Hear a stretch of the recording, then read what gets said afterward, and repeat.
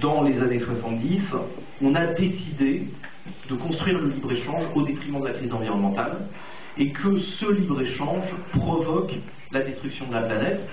Bon, si vous voulez un indicateur qui résume pas tout à lui tout seul mais qui est quand même assez intéressant, vous prenez ce qu'on appelle l'empreinte écologique qui en fait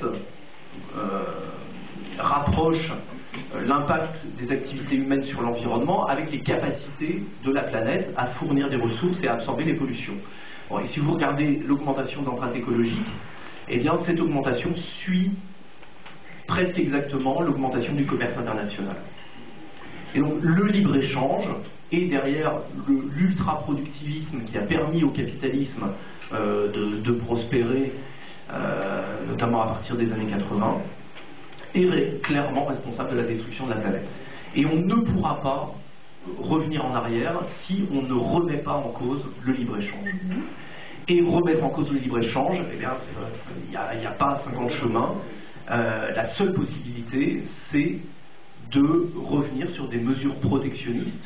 Alors pas des mesures protectionnistes pour se replier évidemment sur les frontières nationales, mais des mesures protectionnistes qui fassent payer aux multinationales qui délocalisent le coût social et environnemental de la production.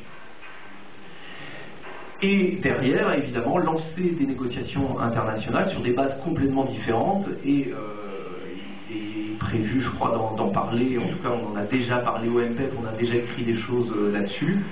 On a un texte qui s'appelle la Charte de la Havane et qui donnait les bases d'un commerce international juste, un commerce international régulé, et même si les questions environnementales ne figuraient pas dans la Charte de la Havane à l'époque, parce que c'était en 1947, eh bien ce serait relativement simple de réactualiser cette charte, d'y intégrer les problèmes environnementaux qui sont les problèmes d'aujourd'hui, et cette régulation du commerce international est absolument décisive pour répondre à la crise écologique.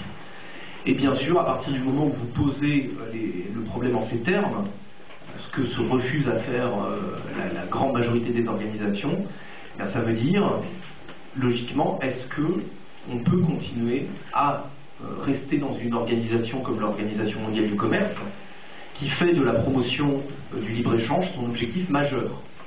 Pour le MPEP, la réponse est bien sûr non.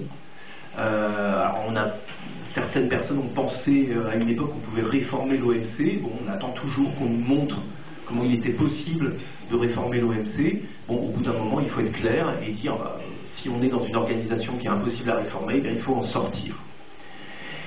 Et sujet encore plus délicat, bien sûr, puisque l'Union européenne ne fait que transcrire au niveau de l'Europe des 27 les règles de l'Organisation mondiale du commerce, puisque l'Union européenne ne fait que pratiquer le libre-échange le plus débridé, même au-delà de tout ce qu'on peut imaginer parfois, puisque l'Union européenne n'a absolument aucune politique environnementale et au contraire participe à la destruction des services publics, participe à l'appauvrissement des États et empêche toute politique réellement écologiste, eh bien, est-ce qu'on peut faire de l'écologie sans s'opposer à l'eurolibéralisme?